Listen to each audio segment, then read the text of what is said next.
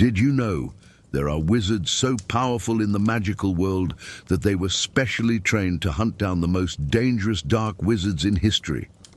We're talking about the Aurors, the elite of magical combat. Warriors who came face to face with Voldemort, Grindelwald, and their most lethal followers. Today, we're going to reveal the 9 most powerful Aurors who ever existed, from those you know to names that will completely surprise you. And I can guarantee number 1 on this list has such impressive feats that you'll wonder why he isn't talked about more in the films. Get ready, because this journey through the Auror department will completely change your view of who really protected the wizarding world. But before we begin, I need your support. Click the subscribe button, activate the bell so you don't miss any content about the wizarding world, and tell me here in the comments, what city are you watching this video from? Let's find out where the true Harry Potter fans are scattered around the world. And now, yes, let's dive into the world of the most powerful Aurors in history. To understand the magnitude of what we're going to discuss today, we first need to comprehend what it really means to be an Auror. We're not talking about common wizards or even talented Hogwarts professors. Aurors are specialized agents of the Ministry of Magic, trained specifically to investigate and capture dark wizards. The training to become an Auror is brutally rigorous, lasting 3 full years after completing Hogwarts, and requires exceptional grades on the OWL. The exams taken in the 5th year. We're talking about at least 5 OWLs, with grades of exceeds expectations or outstanding in subjects like defense against the dark arts, transfiguration, charms, potions, and herbology. But grades are just the beginning. During training, Auror candidates go through extreme physical and mental tests, learn advanced magical combat techniques, study disguises, master the tracking of dark wizards, and are subjected to simulated field situations that test not only their magical abilities, but their courage, intelligence, and ability to make decisions under mortal pressure. Many give up. Few manage to complete the training. And among these few, only some rare individuals become living legends. Now that you understand the context, let's begin our countdown of the 9 most powerful Aurors, starting at number 9 and climbing until we reach the most formidable warrior who ever wore an Auror's robes. 9th place, John Dawlish. We begin our list with a name that may surprise some fans, John Dawlish. You might be thinking, wait, isn't Dawlish that Auror who was defeated several times in the saga? And yes, you're absolutely right. But here's the crucial detail that many ignore. The simple fact that Dawlish was defeated by some of the most powerful wizards of his generation doesn't diminish the fact that he was extraordinarily talented. Dawlish was considered an exceptional Auror by the Ministry of Magic itself. Rufus Scrimgeour, who we'll soon see on this list, personally praised Dawlish's abilities. To put it in perspective, Dawlish was repeatedly chosen for missions of the highest importance and sensitivity. He was assigned to escort the Minister of Magic, to capture Dumbledore when he was falsely accused, and to guard Hogwarts during one of the most dangerous periods in the recent history of the wizarding world. Dawlish's problem wasn't lack of ability. It was simply the bad luck of constantly facing opponents on a completely different level. When he went to Hogwarts to arrest Dumbledore, he faced not only the most powerful wizard in the world, but also Minerva McGonagall, herself a formidably powerful witch. It took 5 simultaneous stunning spells to bring down McGonagall on that occasion, and Dawlish was there in the middle of that battle. During the Battle of the 7 Potters, Dawlish was subdued by an extremely powerful Confundus charm that left him confused for weeks. But consider this, he was under the imperious curse from Death Eaters and still continued operating. Later, when finally free from control, he tried to confront Augusta Longbottom, Neville's grandmother, and was defeated by her, along with another Auror. But Augusta Longbottom was an experienced witch from one of the oldest and most respected families in the wizarding world, someone who had trained in an earlier era and possessed decades of experience. What puts Dawlish on our list isn't his victories, but the fact that he was consistently chosen by the Ministry for the most difficult and dangerous tasks. You don't put a mediocre aura to capture Albus Dumbledore. You don't assign just anyone to protect the Minister of Magic. Dawlish represents the standard of excellence that an aura needs to reach just to enter the field. He's our baseline, our starting point, and each name that comes after him raises even higher the level of power and skill we're discussing. 8th place, Tina Goldstein. Moving up to 8th position, we come to Porpentina Goldstein, known as Tina, an American aura whose story is fascinating and often underestimated by fans who only watched the Fantastic Beasts films. Tina Goldstein wasn't just a competent aura. She was a brilliant investigator and a capable duelist who operated during one of the most dangerous periods in the history of the Magical Congress of the United States of America, MACUSA. Tina graduated from the Ilvermorny School of Witchcraft and Wizardry and quickly ascended through the ranks of MACUSA, becoming an aura at a time when tension between the magical and non-magical world in the United States was extremely high. Rappaport's law, which prohibited any fraternization between wizards and no-mags, was in full force, and MACUSA was notoriously more severe and paranoid than the British Ministry of Magic. What makes Tina truly notable is her moral integrity combined with her practical abilities. In 1926, when she encountered Newt Scamander in New York, she had already been demoted from Auror to an administrative position, not due to incompetence, but because she had assaulted a no-mage who was abusing his adopted daughters, wizard children. Tina saw injustice and acted, even knowing it would cost her career. This demonstrates not only courage, but the kind of incorruptible character that defines the best auras. During the events of 1926, Tina demonstrated exceptional investigative skills, being the first to suspect that something was fundamentally wrong with Percival Graves, the Director of Magical Security at MACUSA. She tracked Newt across the city, identified the connection between the escaped magical creatures and the strange incidents terrorizing New York, and was present during the confrontation with the Obscurus hosted by Credence Barebone.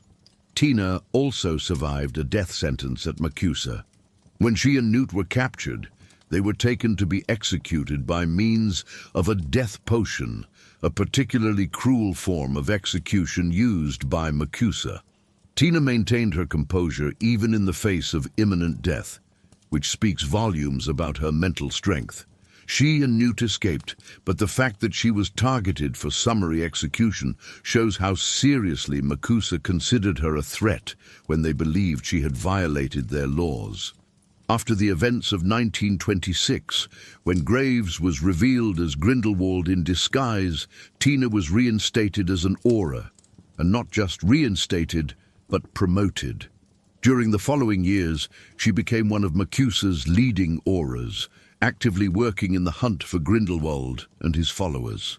In 1927, she was in Paris tracking Credence Barebone, demonstrating that her investigative skills were valued internationally. What puts Tina in 8th place is her combination of competent combat abilities, excellent investigative instincts, and crucially, her experience in facing and surviving encounters with Gellert Grindelwald, albeit indirectly. She also represents the tradition of American auras, who were trained differently and operated under a much more restrictive set of laws than their British colleagues. Tina Goldstein is a bridge between two continents of magical law enforcement and a proven fighter for the cause against darkness. 7th place, Nymphadora Tonks. Reaching 7th place, we find one of the most beloved characters in the saga, Nymphadora Tonks, the young metamorph magus Auror whose vibrant personality hid an absolutely fierce fighter. Tonks is often remembered for her humor, her clumsy nature, and her tragic romance with Remus Lupin, but this overshadows the fact that she was an exceptionally talented aura who fought in some of the most important battles against Voldemort. Tonks became an Auror just 1 year before Harry Potter arrived at Grindelwald Place in 1995, which means she completed her rigorous 3-year training in record time and was accepted into the program based on extraordinary merits. She was trained by Alastor Moody, who was notoriously demanding and didn't tolerate incompetence. The fact that Moody approved of Tonks and even showed affection for her as his pupil speaks volumes about her capabilities. Her natural ability as a metamorph magus gave her unique advantages in fieldwork. She could alter her appearance at will without the need for polyjuice potion, making her ideal for surveillance and infiltration missions. But Tonks wasn't just tricks. She was a competent duelist. During the Battle of the Department of Mysteries in 1996, Tonks fought alongside other members of the Order of the Phoenix against Death Eaters, including Bellatrix Lestrange. Although she was brought down by Bellatrix in that confrontation, the simple fact that she survived an encounter with one of the most dangerous dark witches of all time is proof of her abilities. Tonks also participated in the crucial mission to escort Harry Potter during the Battle of the Seven Potters in 1997. She was mounted on a broomstick, protecting one of the fake Harry Potters while being chased by Death Eaters through the skies. This was one of the most dangerous operations of the Second Wizarding War, and Tonks was there in the middle of the action, casting spells while maneuvering at high speed. During the 1997 to 1998 school year, when Voldemort controlled the Ministry of Magic and Severus Snape was headmaster of Hogwarts, Tonks was pregnant, but still continued working with the Order of the Phoenix. She participated in the defense of Hogwarts against the Death Eaters led by Snape, showing that not even pregnancy diminished her dedication to the cause. And then we come to the Battle of Hogwarts, the final confrontation between Voldemort's forces and the defenders of the wizarding world. Tonks fought bravely in that battle, even having just given birth to her son, Teddy Lupin. She didn't need to be there. She had every reason in the world to stay home, protecting her baby. But Tonks was an Auror to the core, and she knew that Hogwarts was where she needed to be. Tragically, she was killed during the battle, probably by her own aunt, Bellatrix Lestrange, although the exact details of her death were never fully revealed. What puts Tonks in 7th place isn't just her magical abilities or her advantages as a metamorph magus, but her unwavering courage and her final sacrifice. She represents the younger generation of Aurors who grew up in the shadow of the First Wizarding War and rose up to fight in the Second, knowing exactly what the risks were. Tonks gave everything, including her life, for the cause of freedom in the magical world. 6th place, Rufus Scrimgeour. In 6th position, we come to a man whose mere presence commanded respect and whose name was still pronounced with reverence even years after his death, Rufus Scrimgeour. Scrimgeour wasn't just an Auror. He was the head of the Auror office before becoming Minister of Magic, and his reputation as a relentless hunter of dark wizards was legendary.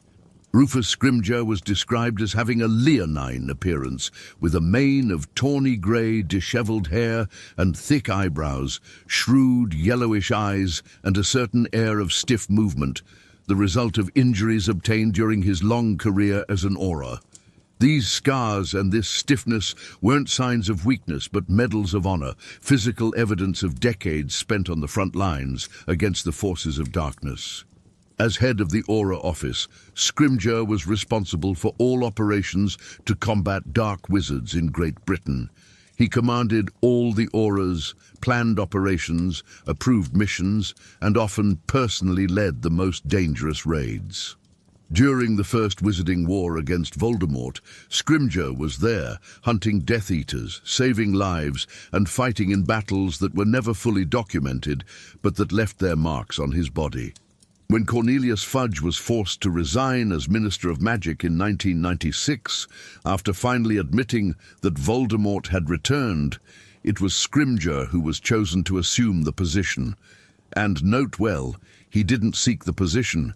He was chosen precisely because the wizarding world needed a war leader, someone with real experience in combating darkness. Scrimgeour was seen as a man of action, someone who wouldn't sit in his office while Voldemort gained power. As minister, Scrimgeour implemented more aggressive policies against the Death Eaters, increased the number of Aurors in training, and tried desperately to strengthen the wizarding world's defenses. He also tried, albeit in a politically motivated way, to establish a connection with Harry Potter, recognizing that Harry was a symbol of resistance against Voldemort. Although Harry rejected his proposals, the very fact that Scrimgeour sought this alliance shows his strategic understanding of the situation. But it was in Scrimgeour's death that his true strength of character was revealed. In 1997, when Voldemort finally staged his coup and took control of the Ministry of Magic, Scrimgeour was captured, tortured, and murdered. The Death Eaters wanted to know where Harry Potter was hiding. They tortured Scrimgeour, an old and injured man, but he revealed nothing. Even under the worst imaginable tortures, even knowing his death was certain, Rufus Scrimgeour remained silent and died, protecting Harry Potter. Harry, upon learning of Scrimgeour's death and his refusal to reveal information even under torture, finally gained respect for the man he had previously despised. Scrimgeour may not have been a perfect politician, but he was a true warrior and an Auror until his last breath. What puts Scrimgeour in 6th place is his combination of decades of combat experience, his leadership position over all the Aurors in Great Britain, and his final sacrifice. He represents the veteran Auror, the warrior hardened by countless battles, someone who knew the cost of fighting against darkness because he himself had paid that price in his own flesh. 5th place, Alastor Moody. And now we come to one of the most iconic names in Auror history, a man whose very appearance tells the story of a lifetime of war against darkness, Alastor Mad-Eye Moody. If you're a Harry Potter fan, you know Moody, or at least you think you do. But the truth is that the real Moody is even more impressive and terrifying than most people imagine. Alastor Moody was, without a shadow of doubt, the most famous Auror of his generation and possibly of all time. He dedicated his entire life to hunting and capturing dark wizards, and the price he paid is etched in his body. Moody lost a leg, which was replaced by a wooden leg with a clawed foot. He lost a substantial piece of his nose, and most famously, he lost an eye, which was replaced by his electric blue magical eye, capable of seeing through solid objects, invisibility cloaks, and even the back of his own head. But these mutilations didn't diminish Moody. They only made him more formidable, more paranoid, more prepared. He developed the mantra, constant vigilance, which became his trademark. He didn't trust anyone completely, checked his food and drink obsessively, and always expected an attack. And it wasn't unfounded paranoia. He had plenty of reasons to be suspicious, considering how many times dark wizards had tried to kill him. During the First Wizarding War, Moody was the terror of the Death Eaters. He personally filled half the cells in Azkaban with dark wizards he captured. Half. Think about the magnitude of that. Dozens, possibly hundreds of captures, each representing a battle, a duel, a complex investigation.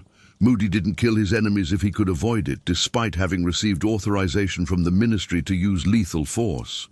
He preferred to capture them alive, bring them to justice, even if it meant putting himself in greater danger. Moody was so good at his job that even Albus Dumbledore recruited him for the original Order of the Phoenix.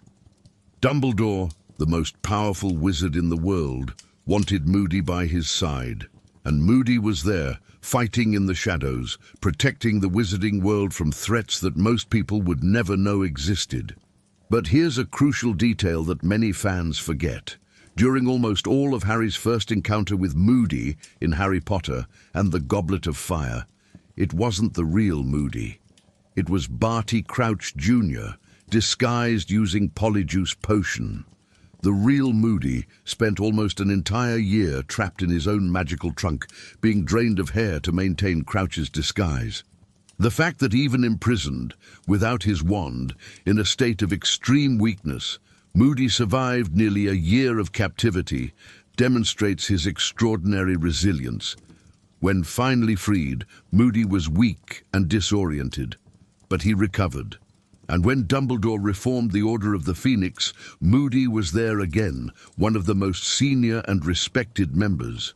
He led the mission to take Harry from the Dursleys in 1995, using all his knowledge and experience to keep the boy safe. During the Battle of the Seven Potters in 1997, it was Moody who planned the complex operation of creating 7 Harry Potters using Polyjuice Potion, a desperate attempt to confuse the Death Eaters. And it was during this battle that Moody finally fell. He was protecting Mundungus Fletcher, one of the fake Harrys, when Voldemort himself appeared.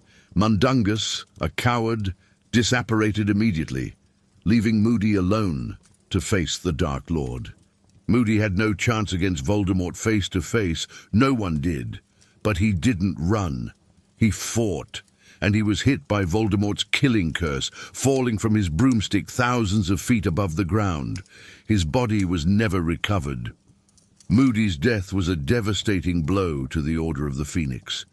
He wasn't just a skilled fighter, he was a symbol, a living legend. His experience, his knowledge, his justified paranoia, all of it was lost when he fell. What puts Moody in 5th place is his long and illustrious career. His countless captures of dark wizards, his survival of dangers that would have killed lesser wizards dozens of times, and his training of a new generation of Aurors, including Nymphadora Tonks.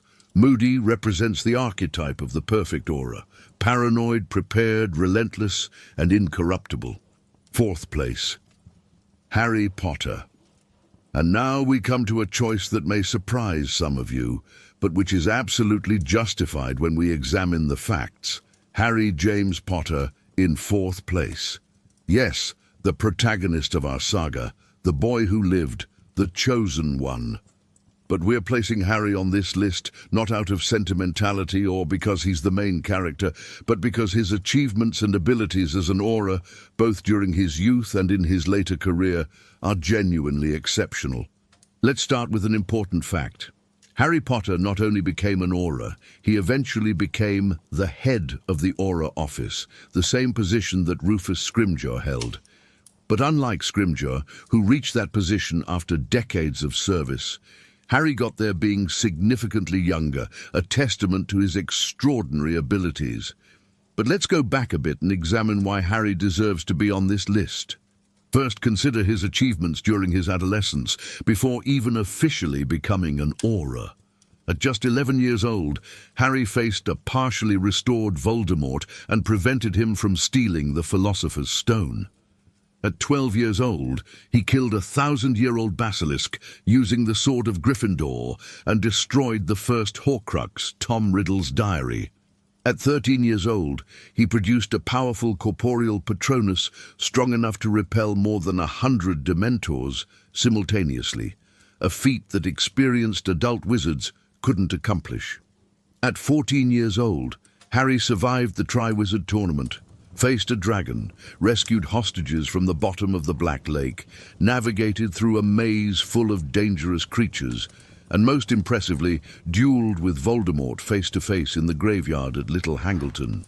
He didn't defeat Voldemort in that duel, but he survived and caused the Priori Incantatem effect, forcing the Twin Wands to reveal their previous spells.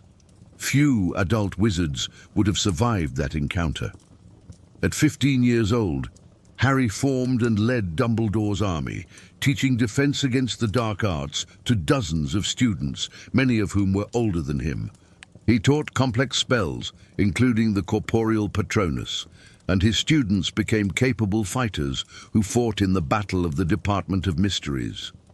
In that battle, Harry faced multiple Death Eaters, including Lucius Malfoy and Antonin Dolohov, and survived until the Order of the Phoenix arrived. At 16 years old, during his private lessons with Dumbledore, Harry developed a deep understanding of Voldemort, his Horcruxes, and his history.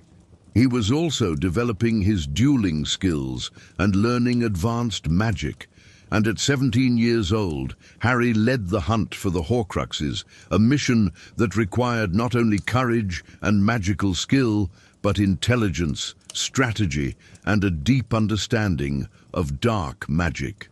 During the Horcrux hunt, Harry invaded the Ministry of Magic controlled by Death Eaters, stole a Horcrux from Dolores Umbridge under the noses of dozens of dark wizards, escaped from Nagini in Godric's Hollow, invaded Gringotts riding a dragon, and finally returned to Hogwarts for the final battle.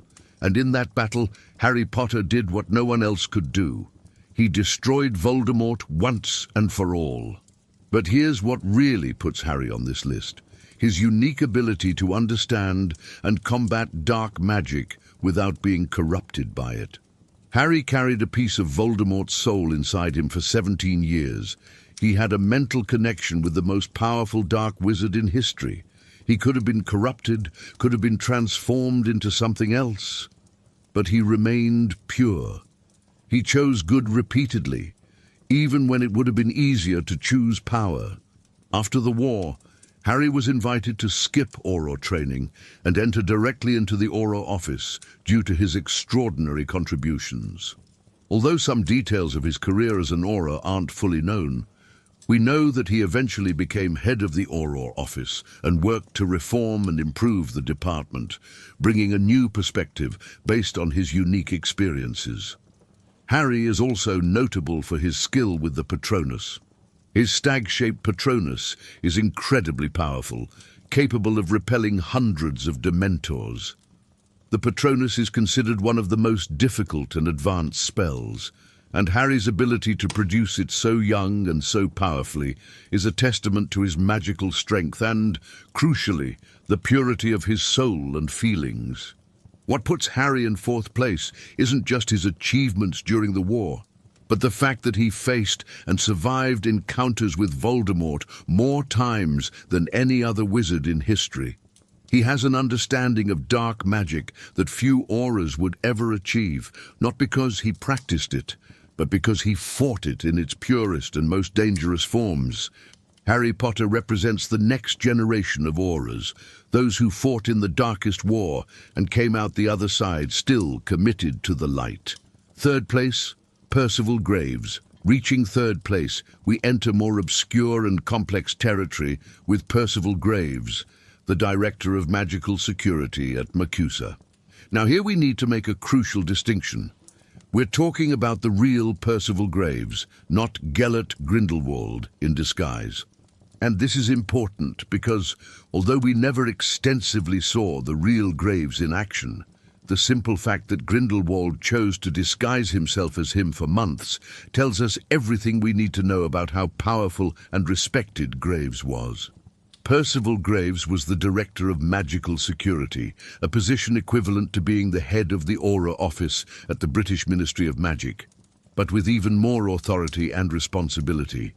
MACUSA, as we established earlier, was significantly more severe and controlling than the British Ministry, and the position of Director of Magical Security was one of the most powerful in the entire American magical government.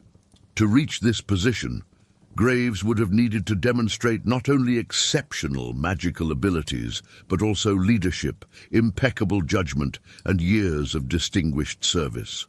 He commanded all of MACUSA's Aurors, oversaw all magical security operations throughout American territory, and was responsible for maintaining the International Statute of Secrecy, especially crucial in the United States, where tensions between magical and non-magical people were particularly high.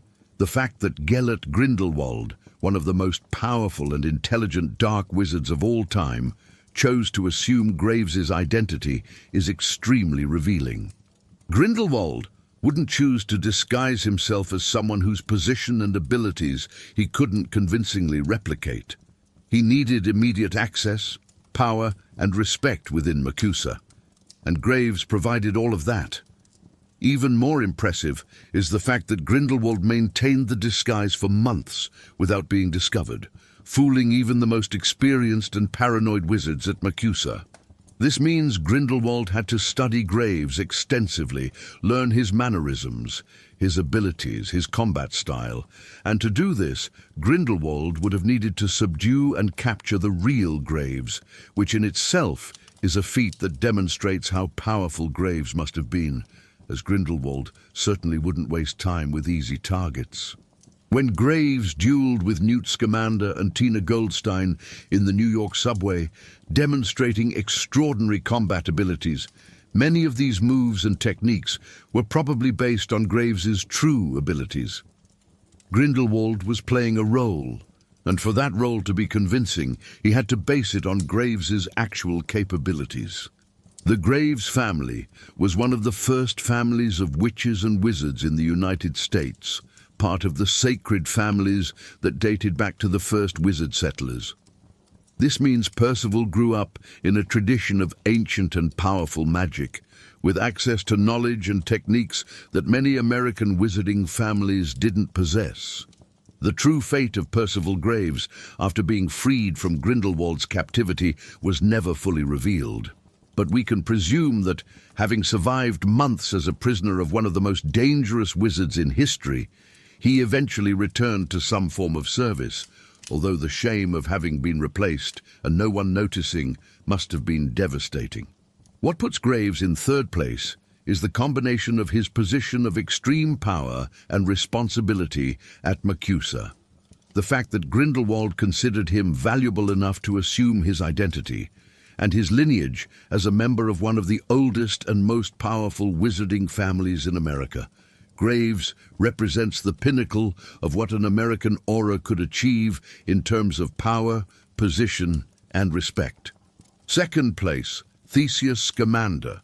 And now, in second position, we come to a name that many casual fans may not immediately recognize, but that those who followed the Fantastic Beasts series know well.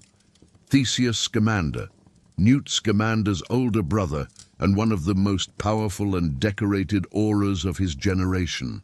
Theseus Scamander was the head of Aurors at the British Ministry of Magic, a position that, as we've already established, is one of the most prestigious and demanding in the wizarding world. But what makes Theseus truly exceptional isn't just his position, but his achievements during the First World War and his subsequent leadership in the hunt for Gellert Grindelwald. Theseus was a war hero. During the First World War, he served actively, fighting not only against dark wizards, but also dealing with the complex intersections between the non-magical conflict and its magical repercussions. He was decorated for bravery, receiving honors both from the wizarding world and, in a veiled way, recognition for his actions that impacted the non-magical world. Theseus was on the front lines during some of the darkest years of the 20th century, facing dangers that few wizards of his generation experienced. His reputation as an aura was impeccable. He was known for his leadership, his strategic ability, and his formidable dueling capabilities. When Gellert Grindelwald began his rise to power in the 1920s, it was Theseus who was put in command of the international operation to capture him. This wasn't a decision taken lightly. The British Ministry of Magic was essentially betting its international reputation on Theseus's ability to hunt down and capture one of the most dangerous wizards of all time.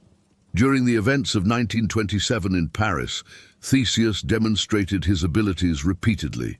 He led teams of Aurors in complex operations, coordinated with French magical authorities, and demonstrated a sophisticated understanding of both magical combat and international politics.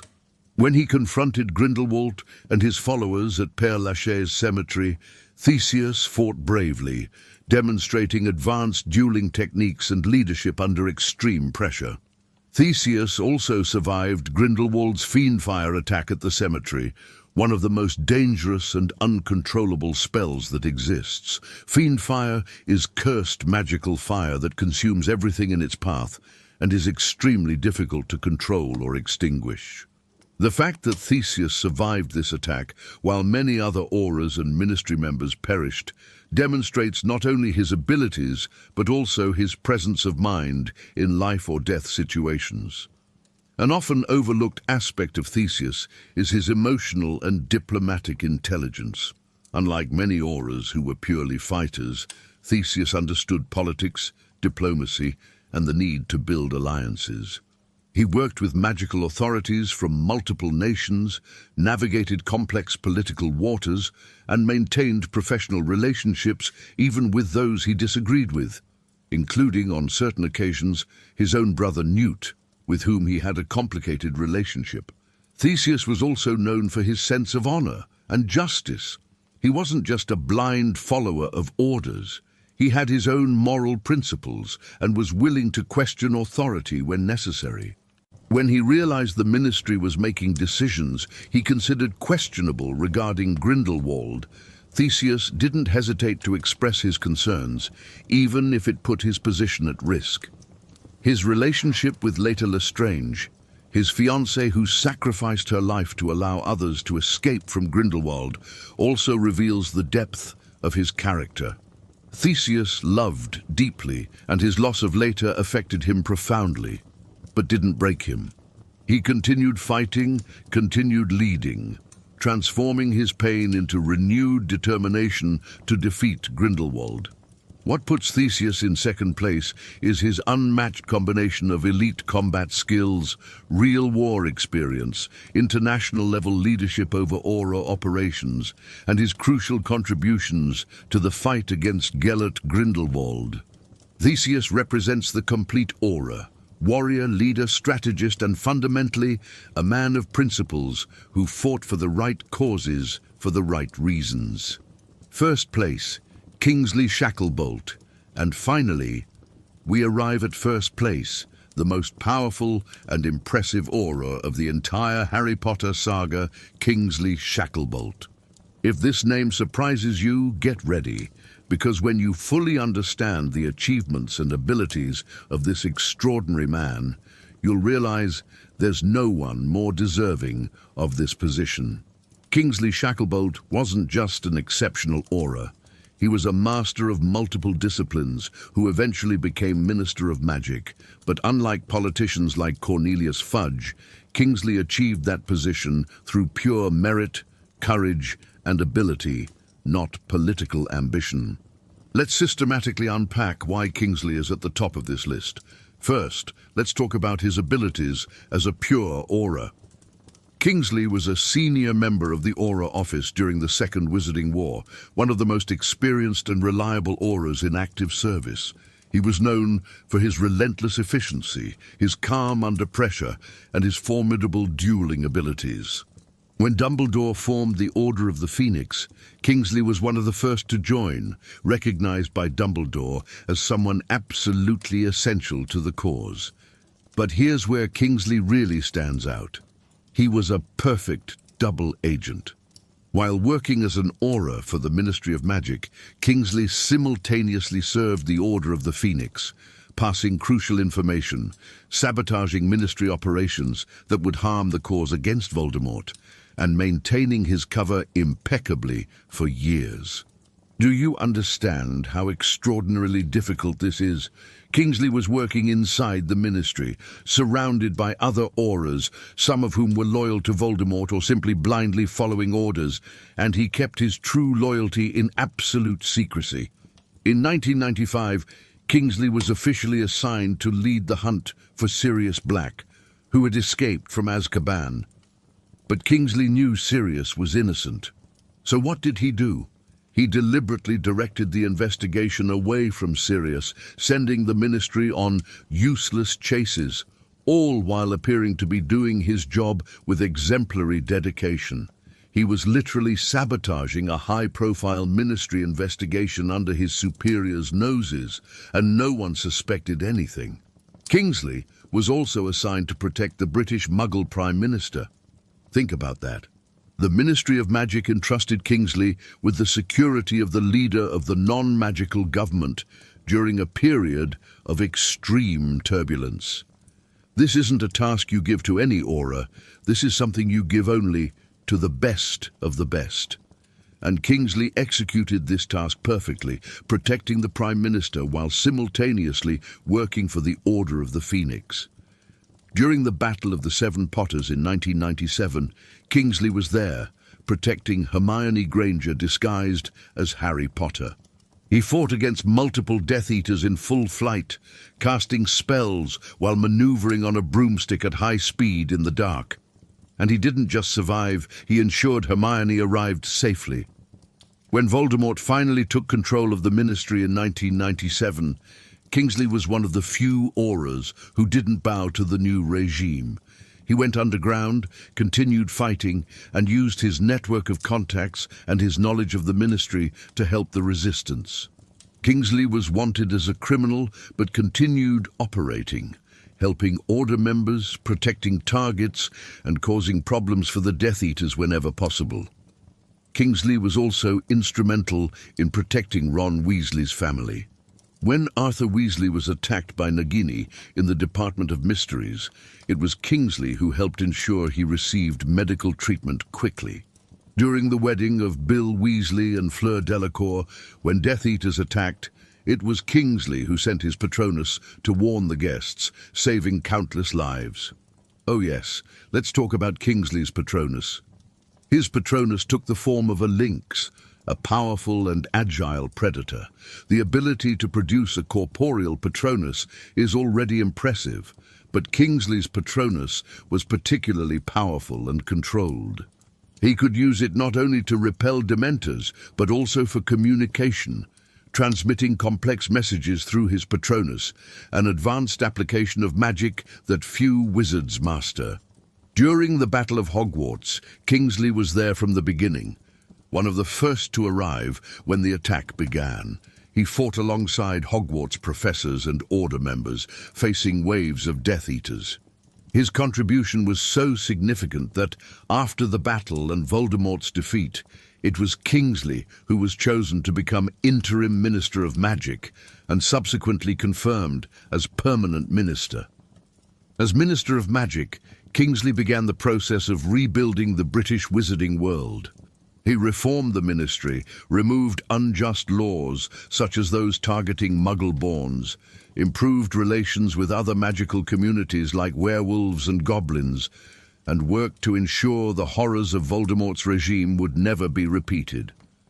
Kingsley brought honesty, integrity, and competence to a position that had been tainted by years of corruption and incompetence.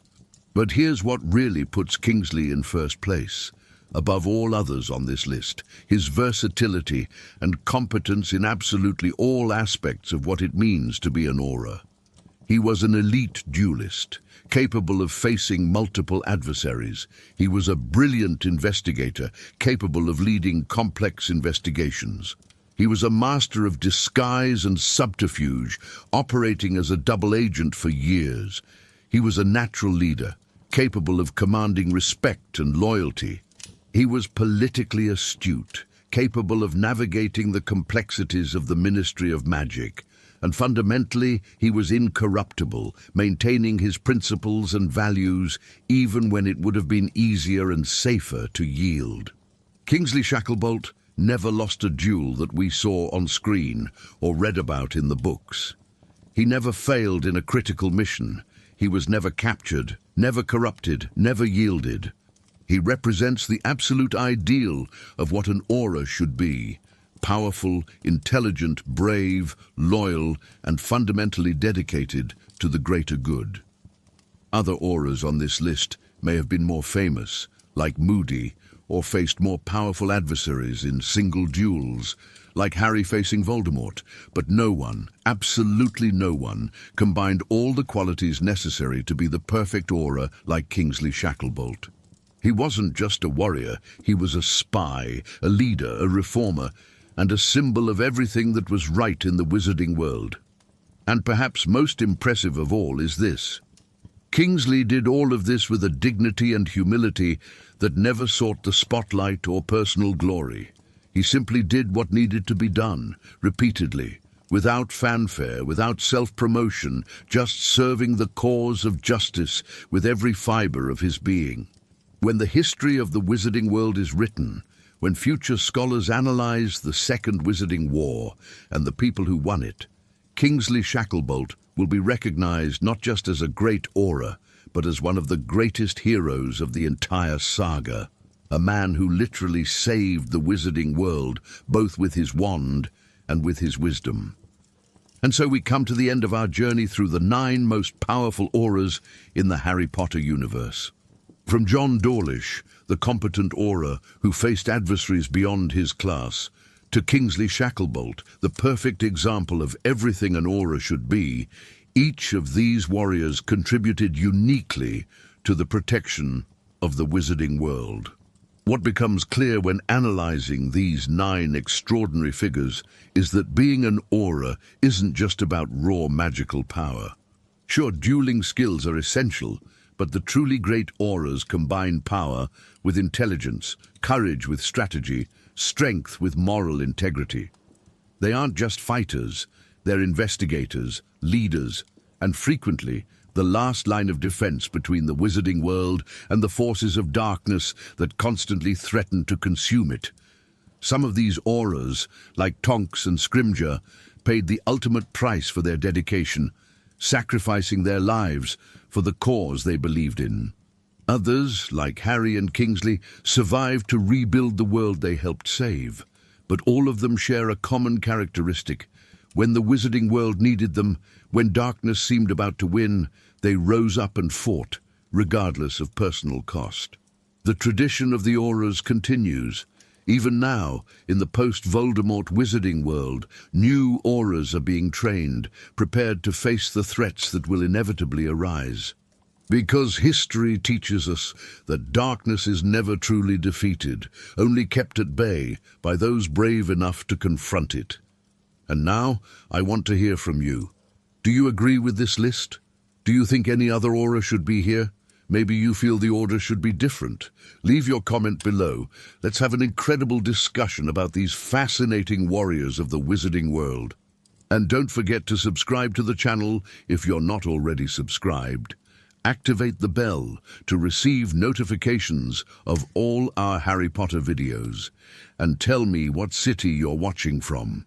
If you like this content and want more deep analyses of the Harry Potter universe, give this video a like. It really helps the channel grow and shows me that you want more content like this. We have much more ahead. Characters, spells, locations, theories, and secrets of the wizarding world you don't know yet. Thank you for watching until the end. This shows you're a true Harry Potter fan, someone who appreciates not just the superficial story, but the deeper layers of complexity that make this universe so rich and fascinating. Until the next video, and remember, constant vigilance.